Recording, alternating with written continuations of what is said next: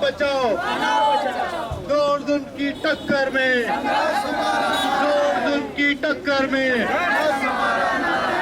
साथियों, आज ये नर्मदा समर्थक समूह का मुंबई का जो एक डिमॉन्स्ट्रेशन है वो भोपाल में चल रहा है। चेतावनी उपवास को समर्थन देने के लिए है। ये चेतावनी उपवास वेदाताई पाटकर और उनके साथ नर्मदा से जो प्रभावित, नर्मदा सरदार सरोवर डैम से प्रभावित जो लोग हैं उन्होंने रखा है। 3 दिन से लगातार वहाँ पर भोपाल में उपवास चल रहा है। ये उपवास है जो झा आयोग जिसने 7 साल बाद अपनी रिपोर्ट दी है, उस रिपोर्ट के अंदर सरदार सरोवर डैम के अंदर, उस प्रोजेक्ट के अंदर जितने भी भ्रष्टाचार हुए हैं उसके बारे में है रिपोर्ट। उस रिपोर्ट इसके अंदर करीब 1000 करोड़ रुपए का भ्रष्टाचार छुपा हुआ है जो सरकार हाईकोर्ट के सामने पेश होने नहीं दे रही है। ये रिपोर्ट हाईकोर्ट ने जब कमीशन बिठा ली थी उसके बाद आई है। तो जब रिपोर्ट कंप्लीट हो गई है और जहां आयोग ने हाईकोर्ट के सामने पेश करी तो मध्य प्रदेश सरकार ने इसका विरोध करा और बोला कि इसको हम खोलने नहीं देंगे और इसको वो असेंबली में वहाँ के स्टेट लेजिस्लेचर के अंदर ले जाने की, खोलने की बात कर रहे हैं। और हम सब लोगों को पता है कि जब भी कोई भी असेंबली के अंदर रिपोर्ट गई है आज तक नहीं खुली है। तो 7 साल से लोग अपने न्याय का इंतजार कर रहे हैं। एक बार फिर ये असेंबली के अंदर चली गई तो और लंबा ये प्रक्रिया हो जाएगी। तो इसके विरोध में लेकर इसको ये उपवास चलाया गया है। और साथ साथ ये भी मांग है वहाँ के प्रभावितों की कि जब तक एक बंदे का, क्योंकि सुप्रीम कोर्ट ने बोला था कि सरदार सरोवर जो परियोजना है उसका जितने भी प्रभावित लोग हैं सबका जब तक पुनर्वास नहीं हो जाता, हर एक बंदे का, हर एक परिवार का पुनर्वास नहीं हो जाता, तब तक उस बांध की ऊंचाई नहीं बढ़ाएंगे। तो इसका मोदी सरकार जैसी पिछले साल 2014 में मोदी सरकार जैसी सत्ता में आई, उन्होंने 17 दिन बाद पहला जो निर्णय लिया वो यही निर्णय लिया कि 17 मीटर सरदार सरोवर डैम की हाइट बढ़ाई जाएगी। और ये बिल्कुल एक गैर कानूनी प्रक्रिया है क्योंकि सुप्रीम कोर्ट ने बोला था कि जब तक सबका पुनर्वास नहीं हो जाता तब तक किसी ये डैम की हाइट नहीं बढ़ा सकते।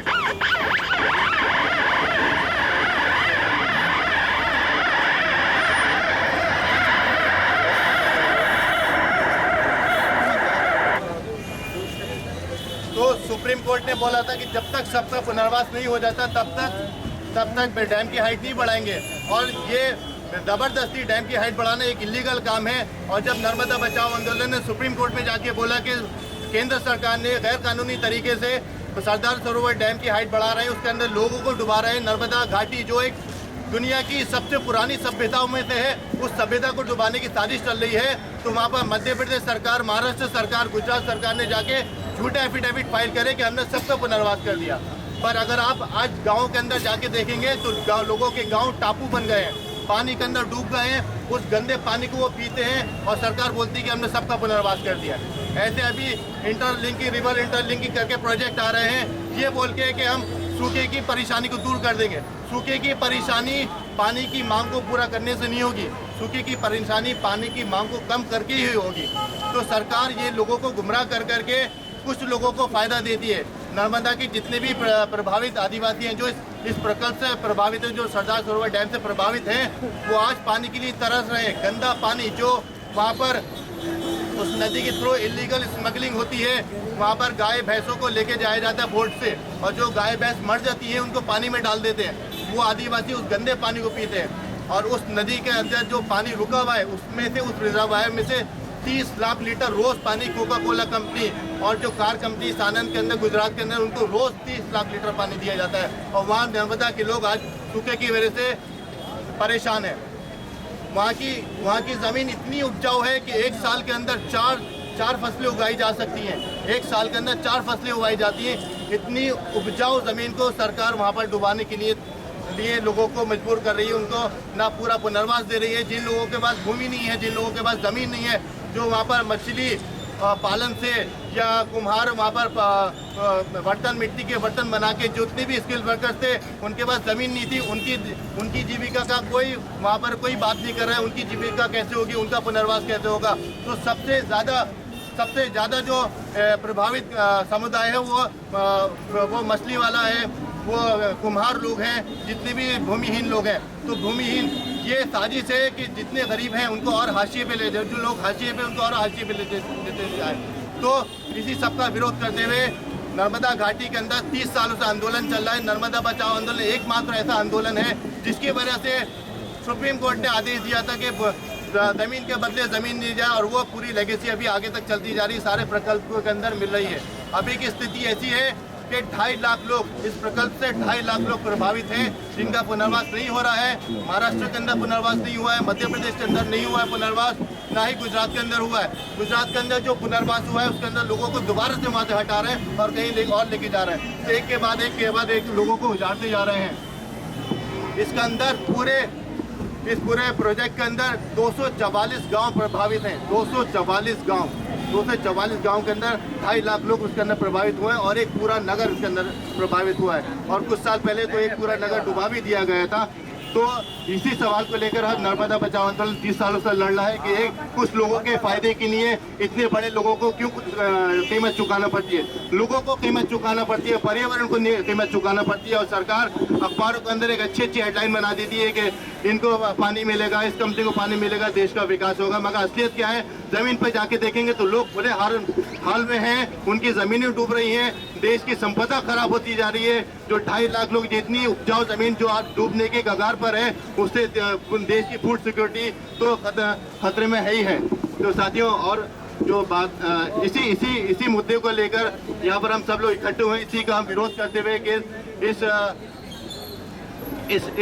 परियोजना से कितनों का लाभ है, कितनों का हानि है, वो सरकार पब्लिक के सामने रखे और एक सही इसके ऊपर निर्णय ले। और जब तक लोगों का पुनर्वास नहीं होता तब तक इस बांध की ऊंचाई और आगे नहीं बढ़नी चाहिए। इसी मांग को लेकर हम सब लोग यहाँ इकट्ठे हुए हैं, और नर्मदा बचाओ आंदोलन का जो भोपाल में चिंतन उपवास चल रहा है उसको समर्थन देने के लिए हम लोग लड़ेंगे। भोपाल से मुंबई तक की लड़ाई, नर्मदा से मुंबई तक की लड़ाई, महिला शक्ति आई है, नर्मदा बचाओ आंदोलन जिंदाबाद, घर बचाओ घर आंदोलन जिंदाबाद, जन आंदोलन का राष्ट्रीय समन्वय जिंदाबाद।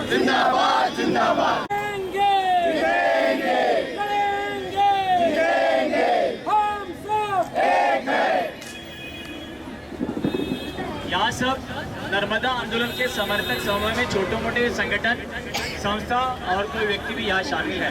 तो हर एक संगठन इसमें बात रखेंगे, क्योंकि अभी जो नए लोग यहाँ जो आए हैं उनको हम बता देंगे कि नर्मदा आंदोलन जिसमें गुजरात, मध्य प्रदेश और महाराष्ट्र ये 3 राज्यों से गुजरते हुए अनेक छोटे मोटे बांध है।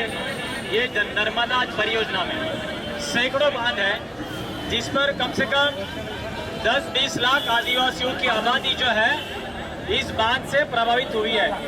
मतलब मैं जहाँ से आता हूँ खांडे से, वहाँ कम से कम 1.5 लाख आदिवासियों का जो जीवन जो है वो बर्बाद तो हुआ है। कुछ लोगों को जो मुआवजा मिला है, उनको जिस तरीके से जमीन या तो घर मिले हैं या तो गाँवठान मिले हैं, वो आज भी कोई भी जाकर दे सकता है कि वो सही में 100% अच्छे हैं या बुरे हैं। और जिस परियोजना के नाम से ये भारत सरकार ने, पहली वाली भारत सरकार ने, और ये भारत अभी भी भारत की जो सरकार है वो कह रहे हैं कि ये विकास हो रहा है। तो हम सवाल कर रहे हैं कि अगर विकास हो रहा है लेकिन लाखों आदिवासी जिनके घर डूब रहे हैं, जिनके जमीन डूब रहे हैं, तो ये कौन सा विकास है। इसलिए हम लोग कहते हैं विनाश नहीं है विकास, अरे विनाश नहीं है, अरे विनाश नहीं है। चंद लोगों के विकास के लिए इतने लोगों का विनाश हो, क्या हम इसे कहेंगे कि ये विकास है। और यही बात नर्मदा आंदोलन पिछले 25 साल से लगातार उठाता आ रहा है, और हम ये कह रहे हैं कि हमें विकास नहीं, हमें तो विकास चाहिए, विनाश नहीं चाहिए। और हम इसलिए यहाँ पे आए हैं, और हम ये नर्मदा के जो लोग वहाँ पे चिंतन उपवास में बैठे हो पाएंगे, उनका हम पूरी तरीके से समर्थन करते हैं। और हम कहते हैं हमारी उनके साथ सॉलिडारिटी है, और हम वहाँ उनके साथ उनकी आवाज़ मिलाने के लिए आज इकट्ठा हुए हैं। धन्यवाद। जिंदाबाद। लड़े